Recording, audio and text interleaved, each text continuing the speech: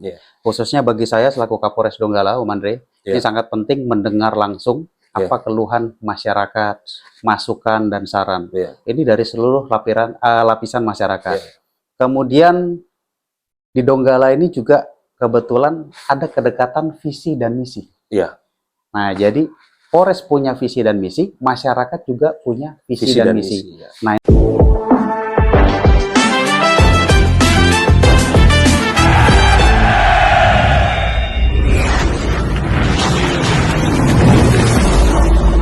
Halo sahabat podcast Beta Cerita Palu. Ini selamat bertemu kembali di podcast episode berikutnya. Siang hari ini kita kedatangan tamu yang sangat spesial ya. Melintas dari Donggala ke Kota Palu, yaitu Bapak Kapolres Donggala. Halo Pak Kapolres. selamat siang, Om Andre. Selamat siang. Apa kabar ini Pak? Alhamdulillah, baik. Ya, Bapak Kapolres AKBP Angga Dewanto Basari SIK MSI. Ya. Ya. Jadi beliau ini menyediakan waktu untuk ke studio Beta Cerita Palu. Berbagi cerita dari Palu untuk semua. Tapi kita rubah nih, kita berbagi cerita dari Donggala untuk semua ini. Ya, betul. Jadi kita akan berbincang lebih mendalam dengan Pak Kapolres. Tentunya rekan-rekan tetap menonton podcast kita sampai selesai. Pak Kapolres, selamat datang di podcast Beta Cerita Palu, Pak. Terima kasih, Om Andre, undangannya. Terima kasih sudah bersama kami sebagai pembuka ini, Pak. Ya. Apa arti dekat dengan rakyat dalam kehidupan seorang perwira polisi ini, Pak? Baik, Om Andre, sebelum kita mulai, saya izin nyapa dulu. Siap. Pemirsa Beta Cerita Palu. Assalamualaikum warahmatullahi wabarakatuh. Salam, Om Swastiastu, Namo Buddhaya, salam kebajikan. Pertama-tama terima kasih undangan dari Om Andre di dalam podcast Beta Cerita Palu. Nah, tentunya dekat dengan masyarakat ini banyak konsepnya ya. Jadi secara fisik, yang tentunya kita tidak ada jarak, kemudian juga dari sisi komunikasi yang secara intens kita lakukan sama masyarakat agar kita bisa dengar langsung. Khususnya bagi saya selaku Kapolres Donggala, Om Andre, ini sangat penting mendengar langsung apa keluhan masyarakat, masukan dan saran. Ini dari seluruh lapisan masyarakat. Kemudian di Donggala ini juga kebetulan ada kedekatan visi dan misi. Nah, jadi Polres punya visi dan misi, masyarakat juga punya visi dan misi. Nah, ini yang harus sejalan juga dengan pemerintah kabupaten. Sinkron. Harus sinkron. Kemudian dari 3 aspek ini juga yang paling utama adalah kedekatan visi misi. Nah, jadi memang saya sengaja sering turun, kemudian sering bertemu dengan masyarakat. Khususnya belanja masalah dari masyarakat ini yang bisa saya sampaikan kepada Forkompimda. Nah, tentunya terkait dengan apa yang diharapkan masyarakat kepada pemerintah melalui pendekatan-pendekatan ini. Mungkin itu, Om, arti dekat dari sisi saya ya. Banyak hal ya yang akan kita bahas ini. Jadi tentunya kedatangan Pak Kapolres ini sungguh sangat berarti ini. Dan rekan-rekan podcast tentu saja akan melihat sisi lain daripada Kapolres Donggala. Betul. Pak Kapolres, sebelum kita tentang bahas program ini, Bapak bisa ceritakan sedikit ya bagaimana awal perjalanan karir Bapak di kepolisian hingga akhir dipercaya memimpin Polres Donggala, ya kan? Bapak usia berapa sekarang nih? Tahun ini tepat 41. 41. Masih sangat muda, Nan. Masih muda. Masih muda. Dan enggak gampang itu, Nan. Tidak mudah untuk memimpin. Jenjang karir, Komandan. Jenjang karir. Sampai memimpin Kapolres Donggala. Bisa dijelaskan? Baik, jadi Om Andre dengan pemirsa Beta Cerita Palu, jadi 2005 kami lulus dari Akademi Kepolisian, kemudian ditempatkan pertama kali itu di Korbrimob Polri. Di mana Korbrimob ini yang seperti kita kenal ya. Jadi urusannya juga tidak terlepas dari misi kemanusiaan, kemudian konflik sosial, bencana alam, bahkan terkait dengan terorisme. Nah, memang ketika kami lulus Akpol, kami mengajukan diri ke Korbrimob, dan tidak banyak yang ingin mengajukan diri. Nah, kemudian dari 2005 sampai dengan 2010, kami mengabdi di Korbrimob, kemudian dapat kesempatan sekolah PTIK 2011, lulus 2013. Nah, alhamdulillah kami juga berkesempatan lagi untuk berdinas dan kembali ke Korbrimob lagi. Nah, artinya memang banyak karir kami untuk mengabdi di Korbrimob yang berurusan dengan misi-misi kemanusiaan ataupun bencana alam serta konflik sosial yang di Papua. Nah, kemudian alhamdulillah 2025 kemarin kami dipercaya melalui TR Kapolri untuk menjabat menjadi Kapolres Donggala. Kapolres Donggala. Dan ini perdana, Anda? Ini perdana dan pertama kali memimpin wilayah. Memimpin wilayah. Apa perbedaannya, Komandan, saat menjadi anggota Brimob, dengan menangani kasus-kasus yang cukup berat, dengan menjadi seorang Kapolres, itu kan?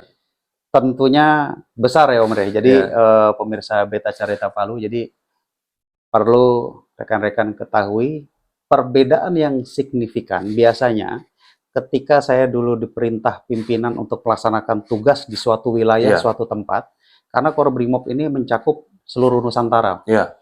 Nah, artinya apapun kendalanya, Korbrimob ketika diturunkan berarti wilayah butuh bantuan.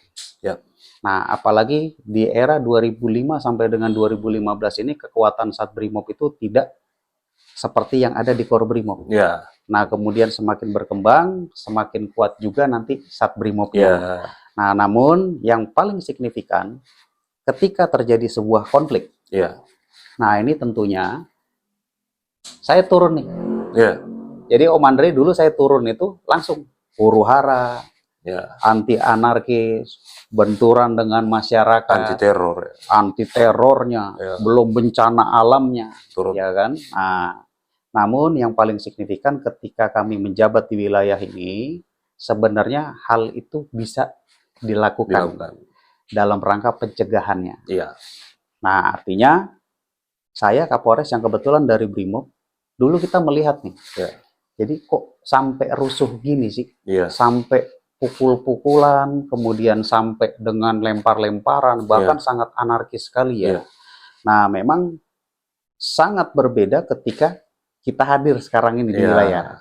Nah, ternyata dulu penyebab benturan ini dari kecil ini. Penyampaian aspirasi tidak diakomodir, penyampaian keluh kesah tidak dijembatani, tidak ditindaklanjuti. Nah, artinya upaya kami juga menginginkan saya sendiri target sebagai Kapolres Donggala jangan sampai menurunkan Brimob di wilayah Kabupaten Donggala. Nah, karena pada intinya berarti kerusuhan sudah tidak terbendung. Nah, artinya sebelum kerusuhan itu saya sudah harus berhasil mencegah. Nah, dengan menjembatani tadi. Artinya kadang sebagai jembatan, kadang sebagai pondasi, kan, kadang sebagai pintu, kan, kadang sebagai dinding juga, kadang ditabrak juga. Tetapi intinya harus kita selesaikan dulu permasalahan masyarakat yang tidak perlu sampai turun ke lapangan. Gitu Om. Jadi kan metode kerja setiap wilayah itu berbeda-beda ya, Komandan. Betul. Untuk Kabupaten Donggala itu menurut saya salah satu kabupaten yang cukup sangat luas. Betul. Malah menyeberangi Kota Palu. Betul. Bagaimana Komandan bersama anggota untuk melaksanakan program-program yang ada sehingga sampai ke masyarakat. Nah, jadi memang kewajiban kami para Kapolres-Kapolres yang menjabat ini itu ada namanya Organization Health Audit atau audit kesehatan organisasi. Sehingga bagaimana kami menentukan program-program kegiatan yang tentunya tidak bertentangan dengan kebijakan Bapak Presiden, kebijakan Bapak Kapolri, sampai dengan Kapolda. Pada dasarnya kami para Kapolres, termasuk kami juga selaku Kapolres Donggala, itu tidak banyak membuat program, tapi mengacu pada program-program nasional maupun yang ada di provinsi, baik pemerintah maupun Polda.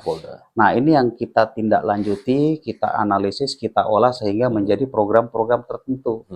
Artinya untuk menjawab tantangan yang mungkin secara geografis ini terbagi dua sisi. Ada yang di sisi timur ataupun ada yang di barat. Nah, kemudian apakah kita bisa mengakomodir Kamtipmas itu cukup sangat seluas berat. ini? Ini berat sekali, Mas. Tapi intinya begini, perlu masyarakat juga ketahui ya, khususnya Kabupaten Donggala, mungkin juga yang lain, bahwa Donggala ini terbentang 412 km garis pantai. Nah, kemudian kendalanya apa?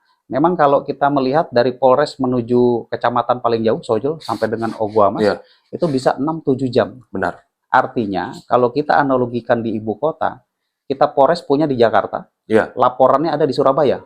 Nah, itulah waktu tempuh yang kita harus penuhi untuk melayani masyarakat. Nah, tetapi ini juga seni kita, artinya memimpin itu kan seni, Om Andre. Jadi, bagaimana kita menentukan strateginya adalah kita mengundang, mengundang masyarakat, mengundang Forkompimda, seluruh lapisan, termasuk rekan-rekan insan media kita mintai.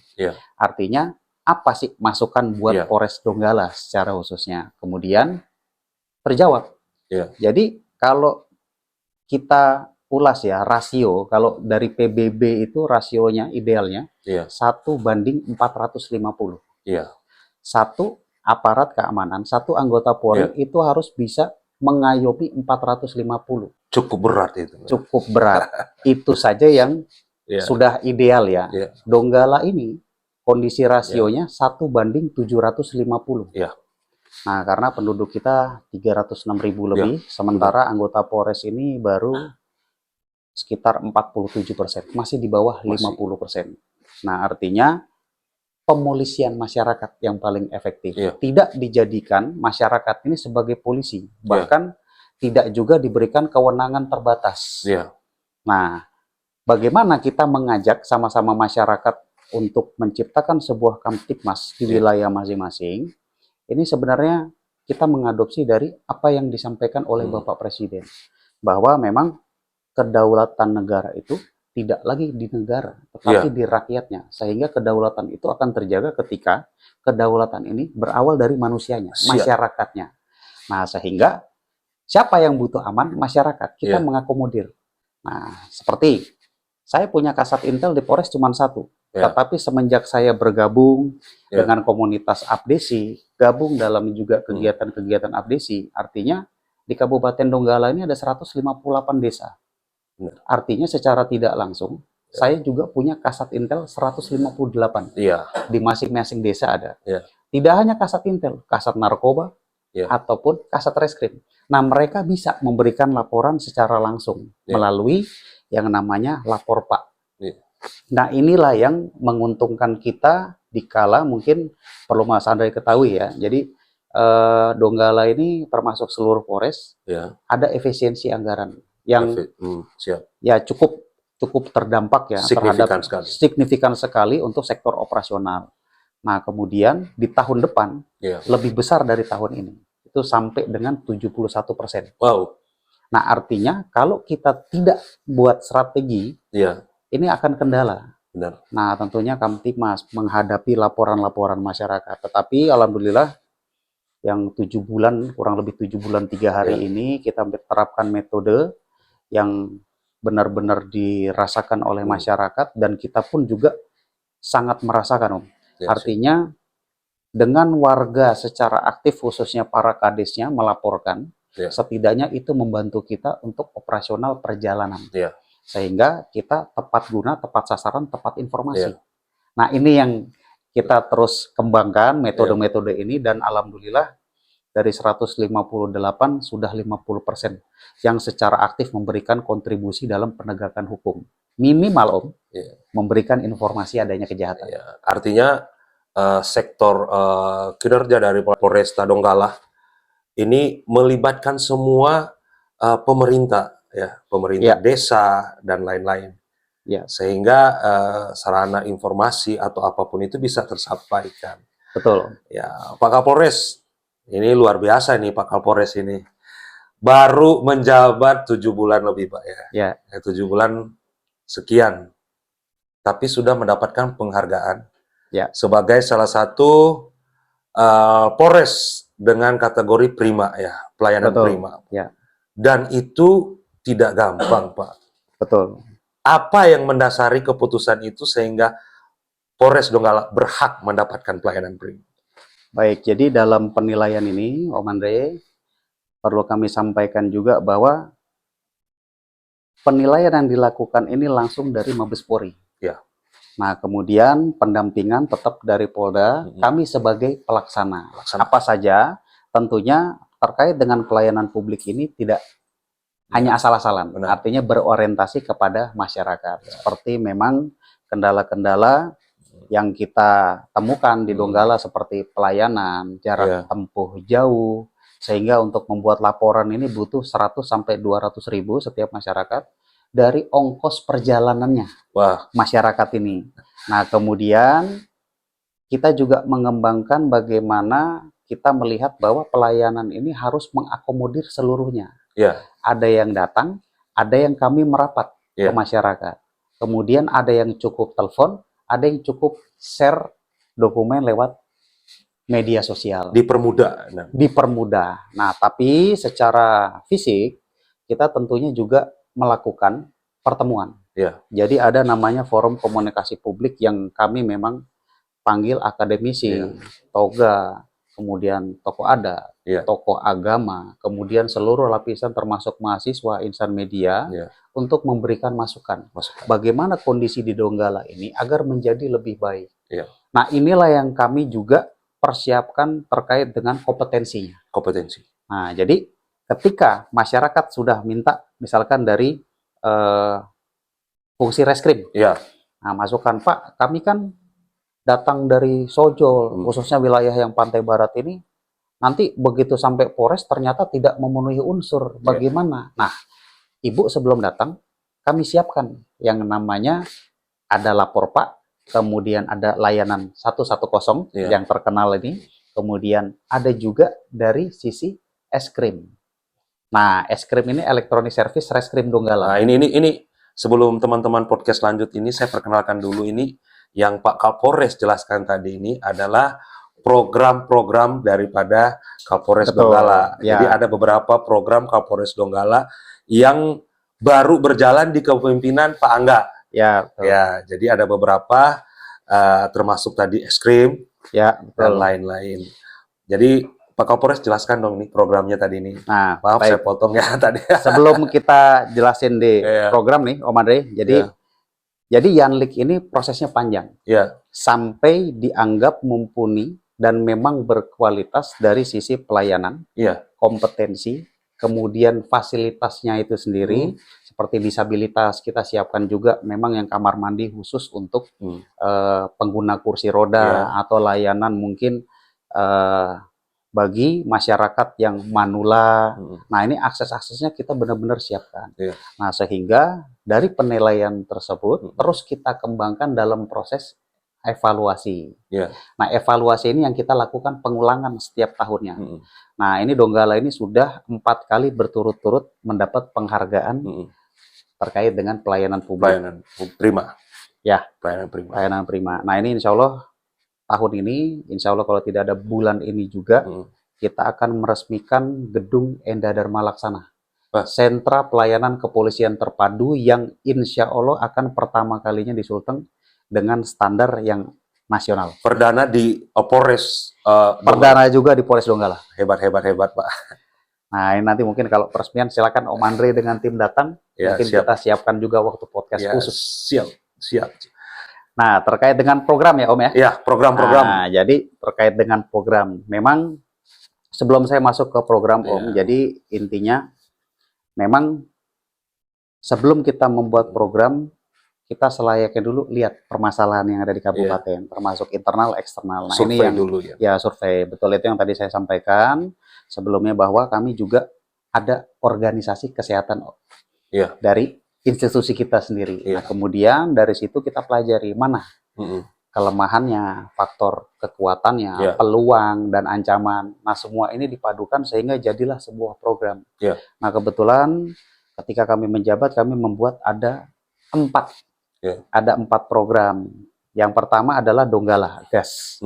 Nah, jadi wah ini Donggala jualan gas atau gimana? Nah, beda. Jadi gas ini adalah kepanjangannya Gerakan Aman Serentak. Iya, Gerakan Aman Serentak. Ya, Gerakan Aman Serentak ini ada 8 sektor, sebenarnya ada 10 Om, cuman kita kurangi karena program itu sudah program Bapak Presiden. Jadi saya hapus. Kemudian yang kedua adalah es krim Donggala. Es krim ini Electronic Service Reskrim Donggala. Nah, isinya itu tentang bagaimana kita mengedukasi, sosialisasi, konsultasi dengan publikasi. Nah, kemudian yang ketiga ini adalah One Day One Service. Jadi setiap hari itu harus ada pelayanan. Nah, ini konsep yang kita kembangkan yang memang kalau pemirsa Beta Cerita Palu melihat ada yang membantu menyeberangkan anak-anak, membantu sampai perkara kucing aja diseberangin ya kan. Nah, kemudian juga membantu manula dan lain-lain terkait dengan tugas kemanusiaan. Artinya dengan program yang tadi ini itu tidak harus di Polres saja, harus turun kalau harus turun. Ya, memang artinya ini juga kita terapkan di seluruh jajaran Polres Donggala. Nah, jadi ketika anggota misalnya berangkat dari Palu, kemudian bergerak ke Donggala atau yang polsek di wilayah Pantai Barat, ketika ada memang masyarakat yang butuh bantuan, silakan bantu. Nah, ini yang memang konsep saya kembangkan dari kegiatan yang semestinya kehadiran polisi, khususnya di wilayah Polres Donggala itu memang benar-benar terlihat dan terdampak langsung. Dirasakan ya. Kemudian untuk program yang keempat ini juga hasil pengembangan juga Om, kalau di daerah Banten itu ada Ngariung Aman, Ngariung Iman. Mungkin di Jawa ada lagi, bahasanya beda. Nah, kalau di Donggala kebetulan kami membuat dan mengemas dari keseluruhan kegiatan itu dengan nama Pojok Kamtibmas. Pojok Kamtibmas. Ya, jadi Pojok Kamtibmas ini bagaimana kita memberikan edukasi, sosialisasi, konsultasi, bahkan publikasi terkait dengan data, analisa, dan evaluasi Kamtibmas. Misalkan, kami kumpul dengan rekan-rekan insan media, terus perwakilan warga di mana lokasi kami selenggarakan. Nah, itu kami sampaikan bahwa kejahatan Kamtibmas saat ini di Donggala sedang tinggi, kejahatan pencurian yang dilakukan terbagi oleh pelaku narkoba. Nah, sasarannya adalah barang-barang peritilan rumah tangga, misalkan panci, bahkan cuman meteran air, bahkan tabung gas. Nah, inilah momen kami dalam Pojok Kamtibmas ini menyampaikan edukasinya sama mitigasinya yang paling penting. Nah, sehingga harapannya adalah program inilah yang diharapkan masyarakat hadir dan merasakan manfaatnya langsung dari apa yang disampaikan saat itu, Om. Gitu. Ada 4 program ini, apakah itu sudah berjalan semuanya?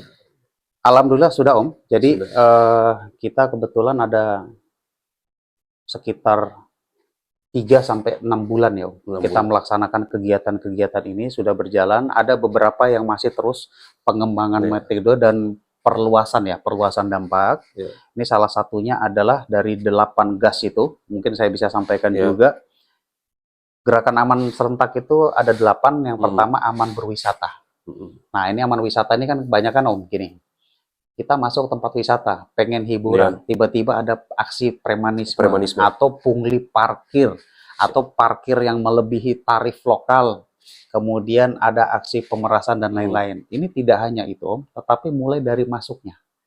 Nah, masuknya menuju wisata, lalu lintas lancar, parkirnya, termasuk pada saat menikmati. Memang kebetulan wisatanya juga para pelaku pengusahanya juga kita sampaikan bagaimana ketentuan keselamatan wisata air atau wahana air yang ada di sana. Termasuk ada aman beribadah. Ini juga saya sampaikan di masjid-masjid, Om. Jadi memang Pak, untuk pelaku kejahatan ini lintas sektor, lintas bidang. Kita mungkin dari sisi ibadah, memang kita orang-orang yang beriman. Masalahnya yang nyolong ini nggak punya iman. Nah, makanya kadang kotak amal hilang, toa masjid hilang. Nah, ini juga yang kita edukasi. Jadi ibadah aman itu adalah ibadah yang memang pelaksanaan ibadahnya juga aman, tempat ibadahnya pun juga aman.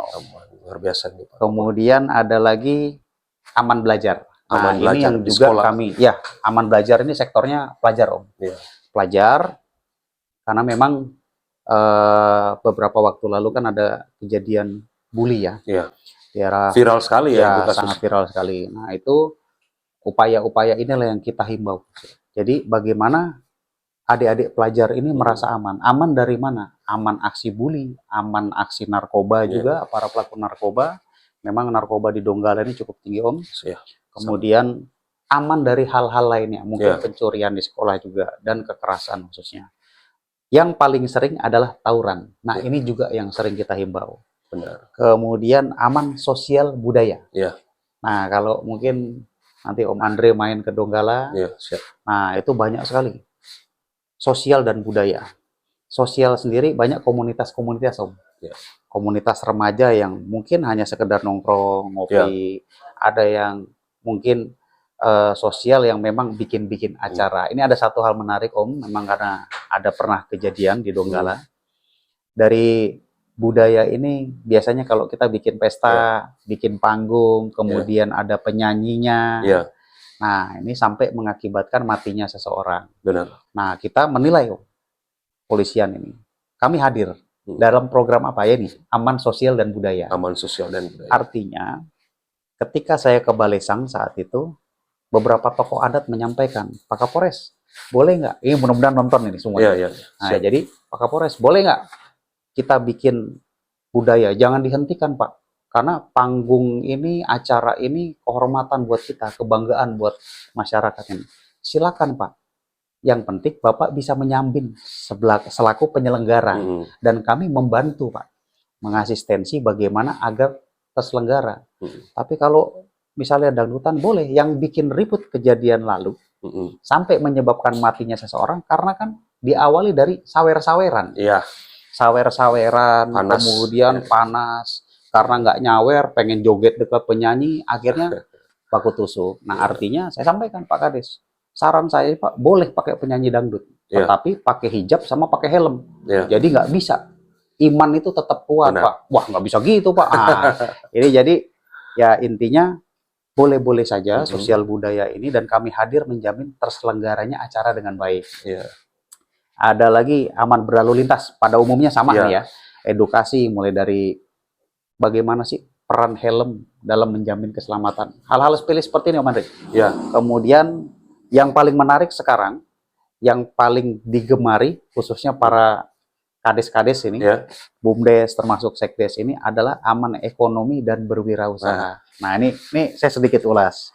Benar-benar. Harapannya memang ini salah satu nanti kenapa saya selaku Kapolres ini ada satu trik yang menurut saya sangat efektif karena korelasi antara kesejahteraan dengan keamanan ini sangat kuat. Nah, inilah program yang saya buat, aman ekonomi dan berwirausaha. Artinya Om, ketika kita melihat bahwa kejahatan dalam semester 1 tahun ini Om, 2025, itu ada 404 kasus Om. Sementara 141 diantaranya itu berlatar belakang ekonomi. Modusnya adalah pencurian. Selalu dasarnya itu. Ada lagi dari 141 itu yang latar belakangnya narkoba. Nah, dua hal inilah yang memicu saya untuk membuat program ini. Artinya kalau masyarakat Kabupaten Donggala kuat dan sejahtera, otomatis mereka akan aman sendiri Om. Nah, artinya mengurangi kejahatan dari sisi latar belakang ekonomi. Nah, itu terbukanya lapangan pekerjaan, mendorong kewirausahaan. Jadi gini Om, saya pernah cerita di Kepakava, kemudian di Banawa Tengah, termasuk di Sojol, Dampelas ini. Kita ini, saya lihat Donggala ini luar biasa sumber daya alam, sumber daya ekonomi hijaunya ataupun ekonomi lautnya. Namun potensinya itu kurang digali. Artinya wawasan perekonomian masyarakat ini harus digali. Nah, disinilah saya masuk Om. Artinya kenapa nggak kita bikin satu hal yang memang belum ada, apa tuh Pak? Ayam petelur. Kalau Bapak Ibu nanam jagung, nanam beras, atau hortikultura lainnya, peternakan, itu mungkin dalam waktu 3-6 bulan kemudian. Cukup lama. Ayam petelur 1 hari Om. langsung kelihatan hasilnya. Nah, inilah hal-hal ini yang kita pancing untuk mengedukasi atau menginovasi pemikirannya. Kemudian ya tugas fungsi juga yang ada di Polres, pengawasan ya, distribusi bibit, pupuk, migas, termasuk pendampingan perekrutan. Nah, ini yang juga kami masih kembangkan metode-metodenya tentunya. Kalau kita lihat kan Donggala ini kan banyak galian CO. Benar. Nah, sementara masyarakat ini bekerjanya di perusahaan hanya bagian-bagian tertentu. Mungkin yang bagian angkut-angkut material, kemudian yang bagian staff atau bahkan security. Nah, sulit sekali untuk masuk ke bagian-bagian teknis strategis seperti operator ekskavator. Nah, ini yang coba saya kembangkan metode, tentunya bekerja sama dengan pemerintah daerah. Apakah bisa membangun potensi masyarakat?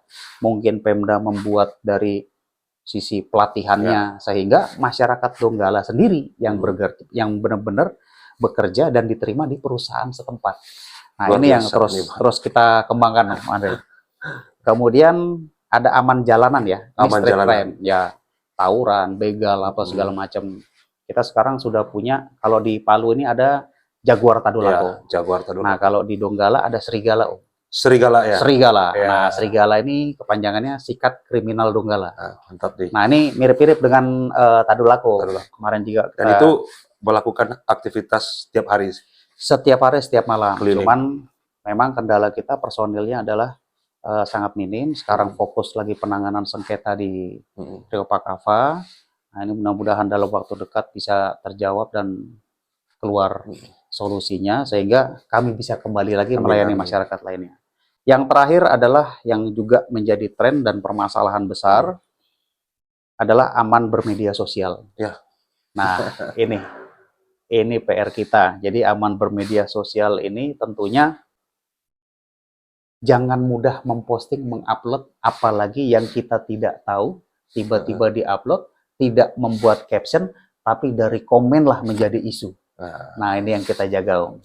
Mungkin ini program-program yang sedang kita kembangkan terus ke depan buat masyarakat Donggala, Om Andre. Siap, Komandan. Tentu saja di dalam menjalankan program ini tidak mudah ya, Komandan ya. Ada tantangan. Ada tantangannya karena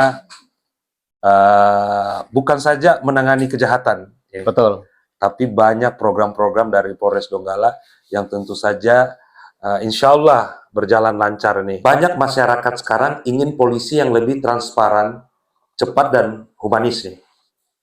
Bagaimana Bapak dan jajaran membangun kepercayaan publik di tengah tantangan tersebut? Ini kan tidak gampang nih Pak Kapolres. Di balik serangan-serangan yang ada ya. Jadi memang tantangan sekarang ini ya, terkait dengan bagaimana kita mengolah strategi ini biar masyarakat ini turut merasakan tapi langsung. Nah, artinya memang program-program yang saya buat ini itu berbasis kepada kebutuhan masyarakat. Kalau sekarang ini kita dituntut adalah money follow program, artinya program ini berorientasi kepada masyarakat. Nah, memang peran Polri saat ini ya, itu yang dibutuhkan adalah bisa di segala bidang, mampu turun dalam segala hal. Nah, makanya saya ingin mengangkat bahwa sudah semestinya kita ini menerapkan beberapa disiplin ya. Jadi dalam multidisiplin ini kita tidak bisa menyelesaikan permasalahan Kamtipmas dari satu keilmuan. Mungkin yang seperti saya terapkan di Kabupaten Donggala. Jadi semester 1 tahun 2025 ini kita ada 404 kasus. Nah, 404 kasus, 404 laporan ya. Nah, di mana 141 diantaranya ini merupakan kejahatan yang berlatar belakang ekonomi. Nah, ini berdasarkan modus operandi yang kita ketahui adalah mengambil barang atau yang kita kenal dengan mencuri ya. Nah, mencuri. Maka saya melihat permasalahan ini tentunya keamanan ini harus melalui pendekatan ekonomi, pendekatan kesejahteraan. Kita lagi bisa dalami melalui apa kesejahteraan ini? Dari perilaku usaha. Nah, perilaku ini kalau kita dalami juga artinya bagaimana kita melihat potensi-potensi alam dan bagaimana kemampuan warga ini mengelola potensi itu. Nah, misalkan contoh, masyarakat saat ini sedang terlena dengan program-program ya, yang ibaratnya, oh ini ada jagung, kemudian ada beras. Nah, saat ini di Kabupaten Donggala sedang dibangun SPPG. SPPG ini kalau kita berbicara dampaknya akan diterima langsung oleh para pelajar. Benar. Nah, tapi ingat bahwa dalam juknis yang dibuat PGN Pusat itu salah satunya adalah bahwa dapur-dapur SPPG ini harus membelanjakan anggarannya ke kabupaten setempat. Nah, jadi ini pemirsa Beta Cerita Palu, perlu kami sampaikan juga bahwa di Kabupaten Donggala ini nanti akan dibangun 5 dapur SPPG berskala nasional. Ini langsung dari BGN Pusat. Selain itu, ada juga 3 dapur. 3 dapur yang sudah berjalan, ini dari yayasan swasta, kemudian ke depan juga akan ada kurang lebih 20 ya, 20 unit lebih, ini untuk 3T-nya. Yang terjauh, kemudian terkecil, ya, yang paling pelosok lah.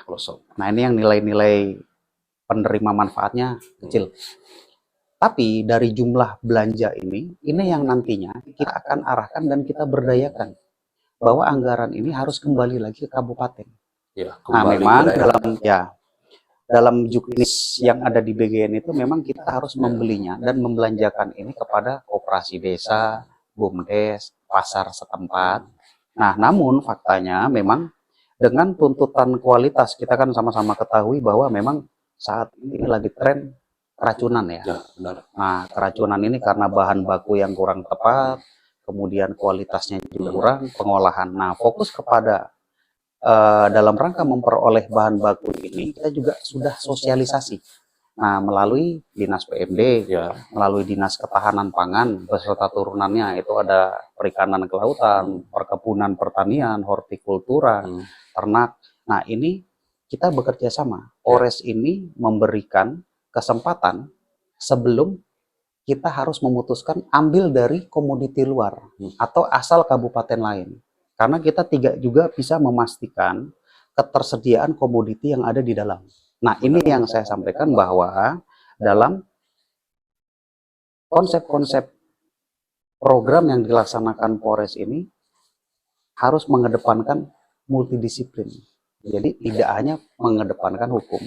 Nah, selain itu juga memang ketika kita melihat situasi yang dinamikanya selalu berubah ya, Om Andre ya.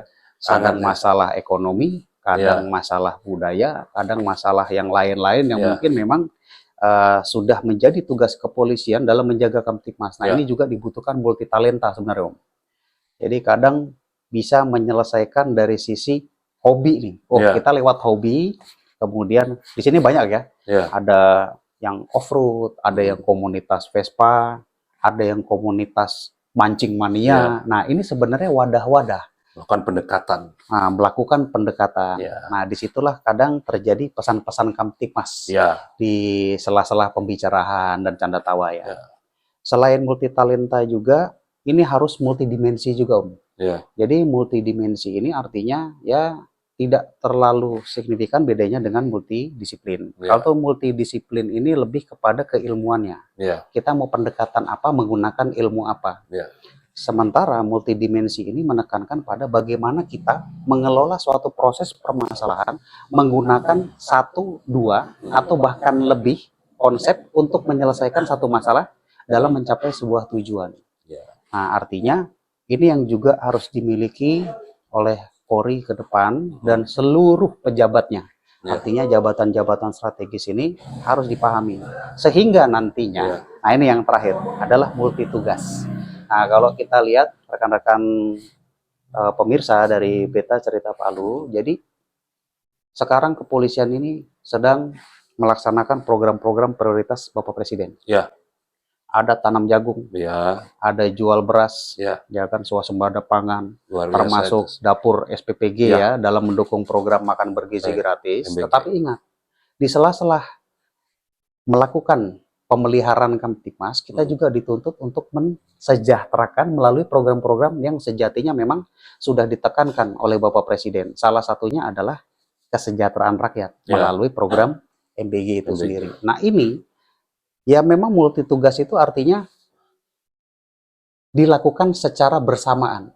Di satu sisi, kami juga harus menjaga Kamtipmas, dan di satu sisi, kami juga harus menjamin bahwa kesejahteraan masyarakat ini sebenarnya bisa diterapkan melalui program-program prioritas yang dibuat oleh Bapak Presiden. Nah, ini juga yang kita lakukan. Intinya adalah bagaimana sekarang ini polisi serba bisa lah, gitu Om Ade. Serba bisa di mana saja dan kapan saja ya. Ya, betul. Artinya bukan saja dalam hal menyelesaikan persoalan-persoalan kasus ya. Betul. Anggota Polri juga dilibatkan untuk menjadi tiang utama daripada MBG. Betul. Ya, dan menjadi persoalannya adalah sampai sekarang kesiapan dari Polri untuk MBG itu tidak pernah ada masalah.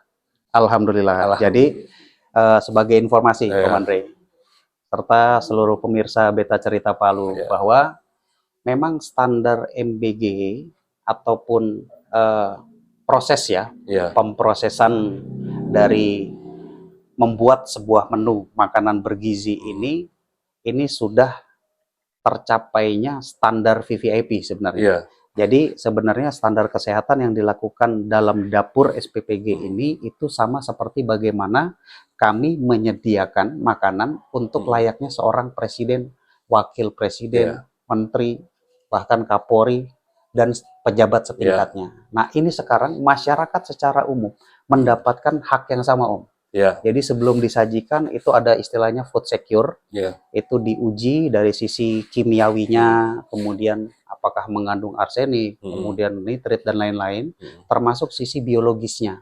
Nah ini yang terus kita kembangkan bagaimana caranya bahwa makanan bergizi ini benar-benar bergizi. Nah termasuk menjamin komoditinya, bahan bakunya juga berkualitas, Om. Nah seperti itu. Artinya menjamin semuanya ya, dan ya betul. Jadi bukan cuma sekedar makan siang gratis, tapi kandungan-kandungan nutrisi di dalam itu dijamin. Betul, betul. Dijamin. Ini sahabat podcast, saya kayaknya kalau bicara dengan Pak Kapolres ini jadi berat sebelah ini. Banyak ilmu yang beliau sampaikan ya pada podcast kita hari ini. Bagaimana kalau kita bicara lagi ini terkait dengan pribadi beliau ini. Ini karakter beliau ini banyak ya rekan-rekan tidak tahu ini. Pak Kapolres, saat baru berapa bulan menjabat di Polres Donggala, tiba-tiba terjadi bencana ya. Betul. Dan komandan pada saat itu langsung turun ke lokasi, kerja bakti membersihkan ya banjir yang terjadi di desa Wombo kalau. Ya, Wombo Kalungu sama Wombo Induk. Apa yang mendorong Bapak untuk saya harus hadir di situ? Kan Bapak sebagai Kapolres kan bisa saja memerintahkan anak buah Bapak. Ya, jadi pada dasarnya kami selaku pimpinan, khususnya wilayah Polres Donggala, memang salah satu kewajiban pimpinan adalah pengawasan melekat. Nah, kebetulan kejadian banjir bandang Wombo ya, itu ada 3 desa yang terdampak. Kurang lebih luasannya juga hampir 2 hektar yang terdampak. Nah itu ada kurang lebih hampir 6.000 sampai 8.000 masyarakat yang saat itu sedang membutuhkan atensi. Nah kami melihat bahwa kebetulan itu memang kejadian Wombo itu, Om Andre, itu adalah masa kami baru 2 bulan menjabat. Pak Kapolres baru 2 bulan? Baru 2 bulan. Nah kemudian seperti yang saya sudah jelaskan di segmen sebelumnya, bahwa memang kami ini melihat ada kekurangan dan kelebihan dalam Kabupaten Donggala ini. Salah satunya adalah mungkin BPBD Kabupaten Donggala saat itu kekurangan alat. Nah, untuk memastikan tidak ada kendala dalam penanganan itu, kami memastikan langsung. Nah, kami turun, kami memastikan apa kendalanya, sehingga kami kolaborasi. Contohnya Om Andre, jadi saat itu BPBD hanya punya Alkon. Ya. Penampungan tidak punya. Nah, itu susah. Truk tangki ada, tapi pompanya tidak kuat. Susah. Nah, ini yang mungkin masyarakat dengan rekan-rekan podcast Berita Cerita Palu juga. Jadi terkadang kalau kita melihat AWC ya. Nah, AWC ini kan biasanya digunakan untuk unjuk rasa. Benar. Nyemprot massa kan. Nyemprot massa. Di Wombo, itu di studi kasus Wombo, kita gunakan untuk suplai air. Suplai air bersih. Nah, jadi memang konsepnya adalah misi kemanusiaan dulu. Nah, kita melihat bahwa kami Polres itu harus menjamin keberlangsungan. Nah, yang pertama adalah FASUM, ya, fasilitas umum, tempat ibadah, termasuk tempat tinggal sementara.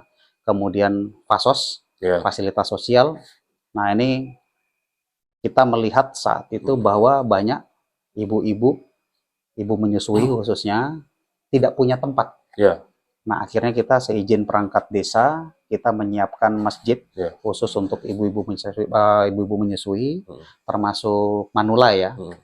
Nah, kita siapkan, termasuk fasilitas khusus bagi masyarakat yang berkebutuhan khusus, sekaligus juga yang penanganannya khusus. Nah, di Wombo itu saat itu ada sumur bor ya, menggunakan tenaga cahaya. Nah, itu kalau tidak salah adalah bantuan pemerintah untuk desa setempat pada saat gempa 2018. Pasca bencana. Nah, itu juga yang secara khusus kita panggilkan teknisi atas seizin Bupati saat itu. Saya meminta dan merekomendasi, Bu, kalau bisa sumur bor ini dimatikan PLTS-nya, sementara menggunakan listrik PLN. Nah, inilah yang kita asesmen secara langsung, sehingga saya harus memutuskan bahwa saya harus hadir. Memang operasi saat itu berlangsung 2 minggu ya, dilaksanakan 2 tahap. Tahap pertama seminggu, kita alhamdulillah pemulihan akses umum, jalan kita buka, kemudian air, kemudian dapur lapangan, sampai dengan tahap kedua itu adalah pemulihan rumah tinggal. Pemulihan rumah tinggal. Nah, ini juga kita lakukan pengawasan melekat, sehingga tidak ada yang kendala. Nah, termasuk kan kita ketahui ya, biasanya banyak dalam kondisi bencana ini banyak bantuan. Nah, ini juga dari sisi Kamtipmasnya kita memastikan juga, Om Andri. Jadi rekan-rekan podcast seperti yang mungkin monitor di saat Wombo itu terjadi bencana, ada sedikit saja, riak masalah. Oh, saya mau ngirim bantuan, tapi ke sana, dusun yang di atas. Tapi kita sudah punya nih pos ini. Nah, pos bantuan ini kita kompilir, kemudian kita jadikan satu titik sehingga pendistribusiannya itu merata, gitu. Nah, di satu sisi masyarakat juga melupa kenapa bantuannya ke sana. Kok di sini kita tidak. Jadi kesannya masyarakat berpikir seolah-olah ditampung di situ. Ya, artinya ada anggapan bahwa kok ini yang ngirim bantuan cuman ke satu titik saja. Kami yang di atas, yang di ujung kok tidak dapat. Nah, disitulah kami hadir dan memastikan jalannya proses penanganan bencana ini. Luar biasa. Ini kan tidak gampang nih, Pak. Penegak hukum bukan saja menangani kasus hukum, tapi turun langsung bersama dengan masyarakat. Waktu itu, Pak, tanggapan dari masyarakat seperti apa? Alhamdulillah ya, jadi desa atau kecamatan kedua yang saya kunjungi, yang pertama Rio Pakava, yang kedua ini kebetulan di Labuan. Nah, disitulah saya baru melihat bagaimana masyarakat bertemu dengan pimpinan Polres. Saya perkenalkan diri, kadang masyarakat bertanya-tanya, ini siapa Pak? Pak Kapolsek, tapi kok pangkatnya beda. Nah, akhirnya dari Kades, Kepala Dusun juga, ini Pak Kapolres. Oh ya, salam kenal. Nah, disitulah proses kita mendekat dengan masyarakat, menyampaikan keluhan. Ada satu cerita lagi gini. Jadi ketika kita naik ke Dusun 3 ya, yang di atas ya, saya bilang, Pak, ini kita mau pasang toren sama air bersih ini bagaimana Pak? Ibu memang terdampak juga, terdampak Pak, karena air kami ketutup di atas. Nanti Bu, kita minta sama BPBD juga, saya sampaikan ke Ibu. Kebetulan waktu itu Ibu Bupati ada kegiatan juga. Nah, saya termasuk mewakili juga. Apa keluhannya? Nanti biar saya sampaikan. Kita butuh air aja Pak. Nah, sampai sering di sana, masyarakat, Pak, butuh selang, butuh air. Semua minta ke saya Pak. Nah, ini yang memang kita harus bisa melayani masyarakat kala mereka terdapat kesulitan ya, sehingga negara hadir itu dalam arti bukan cuma sekedar ngonten ya, tetapi juga ada aksi nyata yang memang masyarakat akui secara langsung bahwa kehadiran kita itu tidak hanya untuk sekedar foto-foto, nah gitu, tetapi juga ada dampaknya. Ada dampaknya. Ini kan jujur saja Pak Kapolres, pada saat Bapak melakukan kegiatan sosial di Desa Wombo, Bapak di situ viral ya. Saya harus akui Bapak viral karena banyak membuang tanggapan negatif masyarakat bahwa polisi kadang-kadang ya. Tapi hari itu Bapak Kapolres turun langsung, itu banyak foto yang tersebar. Dan itu banyak dimuat di media-media nasional, Pak. Sayang saja mungkin beberapa berita itu tidak sampai ke Bapak. Karena kalau saya cek di Google, itu ada di situ Kapolres, foto Bapak dan beberapa. Jadi banyak sekali persoalan yang dihadapi, Pak, ya, terkait dengan menyadarkan masyarakat, ya kan, terkait dengan hal-hal tertentu, dan otomatis kan Bapak sebagai manusia kan punya titik, saya capek sebenarnya, ya kan, apalagi Bapak memimpin sebuah Polres, ya, itu nggak gampang, yang cukup luas. Apa giat-giatnya nih Pak, sehingga Bapak bisa dalam cukup waktu yang signifikan Pak, 7 bulan, itu merubah semua beberapa pelayanan-pelayanan yang ada di Polres Donggala ini Pak? Jadi balik lagi Om, kalau saya bisa menjelaskan dari akarnya dulu ya. Jadi memang ada sebuah teori dari Abraham Maslow terkait dengan bagaimana sih manusia itu sebenarnya berkebutuhan. Nah itu adalah hierarchy of human needs ya. Ada lima hierarki kebutuhan. Yang pertama itu adalah terkait dengan fisiologi. Itu ada makan, kemudian ada sandang, papan, rumah, dan lain-lainnya. Kemudian yang kedua itu aman. Aman ini macam-macam, dari segala sisi. Ini bisa zaman COVID mungkin 2020 sampai 2022 ya. Itu tidak butuh lagi aman dari pencurian, tetapi aman dari virus. Nah, sehingga konsep-konsep protokol kesehatan itu dibangun. Sama, di Wombo aman dari mana? Dalam kondisi air tidak ada, bantuan tidak ada, akses jalan putus. Nah, itu aman dari situ dulu. Setelah mereka mencapai aman, sosial. Nah, community, alhamdulillah selama di Wombo saat itu banyak sekali komunitas ya. Mungkin dari ada beberapa provinsi, dari Sulbar juga, dari adik-adik mahasiswa, kemudian dari para pekerja, kemudian dari komunitas off-road juga ada, sampai seluruh lapisan masyarakat yang mungkin banyak dari Palu ya. Nah, kemudian setelah mereka mencapai sosial yang menjamin keberlangsungan kegiatan sosial mereka, sampai pada saat nanti harga diri. Nah, mereka akan kembali lagi untuk mencapai harga dirinya. Self-esteem ini konsepnya sederhana. Bagaimana dia dihargai. Sampai dengan nanti pada puncaknya ada di aktualisasi diri. Nah, alhamdulillah pasca kejadian Wombo itu mereka bangkit. Saya berkunjung lagi ke sana. Alhamdulillah masyarakat masih apa loh. Jadi saya sambil patroli, kemudian naik motor ketemu para kades, nyalamin juga di kantor desa sana. Pak Kapolres, Pak kabar? Udah lama nggak ketemu. Nah, artinya ini dampak positif bagi saya dikenal masyarakat. Dan mereka mengenal saya bukan cuma kunjungan, atau konten tapi untuk sekedar konten. Bahkan saya juga nggak tahu, terus terang saya nggak tahu sampai viral. Intinya memang saat itu yang saya rasakan, Pak Kapolres minta foto, Pak Kapolres minta foto. Dan itu kebanyakan bukan dari korban, dari yang berkunjung, yang ngasih bantuan, yang ngasih sembako, banyak dari situ. Tetapi mereka mencapai aktualisasi dirinya itu ketika Wombo bangkit. Nah, terakhir sekitar 2 bulan yang lalu saya berkunjung ke sana, itu aktivitas bertani sudah jalan, sudah perekonomian sudah hidup, bahkan lebih kuat lah. Kemarin ketemu berapa kades dengan kadus juga, gimana Pak? Terima kasih Pak. Ini termasuk desa yang cepat penanganannya. Ya, kami balik lagi. Ini karena masyarakat juga kuat. Gitu Om. Artinya polisi juga tidak bisa bekerja sendiri ya. Betul. Harus melibatkan masyarakat. Masyarakat kuat bersama Polri, bersama-sama. Ini Pak Kapolres, kita nggak disadar ini, kita berbicara ini kurang lebih sudah cukup sangat panjang, Pak. Ya. Siap.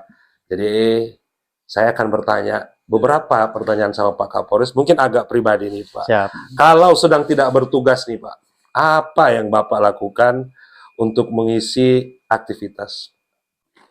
Jadi kalau tidak bertugas Om, biasanya saya utamakan olahraga. Olahraga. Olahraga penting untuk jaga kesehatan juga, karena tidak mudah untuk bisa bermanuver di kabupaten yang sangat luas ini sekali. Kalau total luasan itu sampai 9.000 km persegi Om. Kalau Teluk dijadikan daratan ini kan. Luar biasa. Nah, artinya kita butuh tenaga, butuh kesehatan, juga pikiran yang sehat. Jadi kami prioritaskan juga, terus terang selama ini tidak banyak, bahkan jarang ke Palu ya Om ya. Selalu di Donggala, ya mengisi dengan olahraga. Tapi kalau ada situasi yang memang mungkin menguntungkan, saya lebih banyak baca Om. Baca ya apapun, termasuk dari teman-teman media atau bahkan dari Kades, bahkan beberapa OPD itu sering sekali ya ngirim, Pak Kapolres ini bagus nggak nih? Oh saya baca, nanti saya kasih ulasannya, saya kasih reviewnya, saya kasih referensi lain. Seperti itu aja kegiatannya. Luar biasa. Makanya dari tadi ngobrol sama Pak Kapolres ini, saya harus sangat berhati-hati ini ya, karena kita berbicara dari orang yang sudah memiliki beberapa pengalaman. Nanti bahas tentang pengalaman kita bahas di episode berikutnya nih. Boleh sekali Om. Ini apa pesan Pak Kapolres nih Pak kepada seluruh anggota Polres Donggala agar terus berintegritas dan menjaga hubungan baik dengan masyarakat? Baik Om, ini yang memang saya harapkan dari anggota yang saya pimpin di jajaran Polres Donggala ini, memang untuk menjadi pintar mungkin tidak semua orang ya. Tetapi jadilah baik dulu. Jadilah baik dulu. Kebaikan yang kita sadari, kita lakukan terhadap masyarakat, nanti kita akan menjadi pintar sendirinya dengan bergaul dengan masyarakat. Terus terang, kalau kita lihat saya sendiri selaku Kapolres, tidak banyak pengalaman. Khususnya di bidang kemasyarakatan. Di Kabupaten Donggala ini secara spesifik mungkin lebih kepada kesejahteraan. Tetapi kita berkomunikasi, kemudian sharing, seluruh lapisan yang ada. Jangan cuma dengan pimpinan, tapi rakyat yang bawah juga kita harus gali juga. Artinya sering-sering turun. Sering-sering turun. Nah, sehingga informasi yang pertama kita terima akurat, yang kedua memang titik permasalahannya sudah akurat. Nah, disitulah harapan saya selaku pemimpin, sering-sering turun ke masyarakat.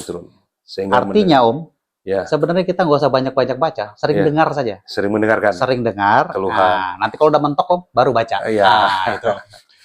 Artinya dengan aktivitas sering turun ke lapangan dari berbagai macam program Kapolres ini semestinya kita harus ambil sebuah kesimpulan. Saya terus terang terima kasih Om, masyarakat Donggala, seluruh Forkompinda, seluruh rekan-rekan media, para pengurus desa. Ini banyak memberikan wawasan baru ke saya, khususnya permasalahan masyarakat ini. Nah, ada hal-hal yang bisa kita tindak lanjuti, ada yang saya sampaikan juga kayaknya saya harus baca dulu nih Pak. Nah, saya pelajari, baru nanti ketemu diskusi lagi. Gitu. Makanya ada programnya itu kopi apa? Pojok Kamtipmas. Pojok Kamtipmas. Pojok Kamtipmas. Ya, artinya di situ sharing ya, berbagi cerita. Betul, betul Om. Kalau Komandan ingin berpesan ya, ini untuk terakhir Nendan, berpesan kepada masyarakat Donggala ya, apa yang ingin Pak Kapolres sampaikan? Saya terus terang baru 7 bulan, mungkin 3 hari ya sampai hari ini Om. Jadi masyarakat Donggala ini sudah luar biasa. Untuk meningkatkan kesejahteraan itu tidak mudah, tetapi saya berharap dengan kepemimpinan saya, masyarakat Donggala bisa bangkit, kemudian maju dari keterpurukan, khususnya pasca gempa 2018, dan inilah yang disampaikan Bapak Presiden. Saya selaku Kapolres Donggala juga hanya titipan. Nah, inilah yang saya maksimalkan agar masyarakat Donggala ini benar-benar bangkit dari masing-masing individu. Kemudian hal kesejahteraan ini nanti yang membantu kepolisian untuk meningkatkan keamanan itu sendiri Om. Jadi korelasinya adalah ketika masyarakat butuh aman, aman kalau tidak stabil, maka kesejahteraan tidak tercapai. Benar. Tetapi saya yakini bahwa ketika nanti masyarakat Kabupaten Donggala ini sudah mencapai kesejahteraannya, maka keamanan akan terbentuk dengan sendirinya. Ya, siap. Ini keren ini, Bang. Tentu saja ya, bahwa kalau masyarakat sudah bekerja sama dengan Polri, tentu saja hal-hal permasalahan apapun itu bisa sangat mudah diatasi. Betul sekali, betul. Sangat mudah diatasi. Salut ini buat Pak Kapolres di dalam memimpin Polres Donggala kurang lebih 7 bulan, lebih berapa hari ini? 3 hari. 3 hari ya, itu waktu sangat singkat dengan berbagai macam penghargaan yang sudah diberikan. Oke, rekan-rekan podcast, tidak dirasa waktu kita sudah selesai nih, Komandan. Ya. Terima kasih banyak. Terima kasih banyak, Komandan. Saya luar biasa. Jauh-jauh dari Donggala ke Palu untuk menyiapkan waktu untuk podcast. Wah. Ya, ini enggak gampang. Enggak gampang nih, Komandan. Artinya kami dari redaksi podcast Beta Cerita Palu dan Media Radar Nasional mengucapkan terima kasih banyak, Pak Kapolres. Sama-sama, terima kasih Om Andre dan seluruh pemirsa podcast. Tetap semangat, pasti Sulteng bisa bangkit, khususnya Donggala pasti maju. Amin, amin, amin, amin. Sahabat podcast Beta Cerita Palu, banyak hal yang kita ceritakan bersama Pak Kapolres Donggala, Pak Angga Dewanto. Tentu saja bukan sekedar bicara masalah karir, tetapi kita bicara masalah penanganan, kasus, program kerja, dan lain-lain. Tentu saja kita akan kembali di podcast edisi berikutnya bersama dengan Pak Kapolres. Nanti giliran saya yang main ke Donggala, bertemu dan melakukan podcast secara live dengan Pak Kapolres. Bagaimana, Pak? Boleh. Siap. Sekali. Oke, podcast Beta Cerita Palu. Terima kasih telah mendengarkan kami dari ruangan. Selamat sore dan sampai jumpa di episode berikutnya.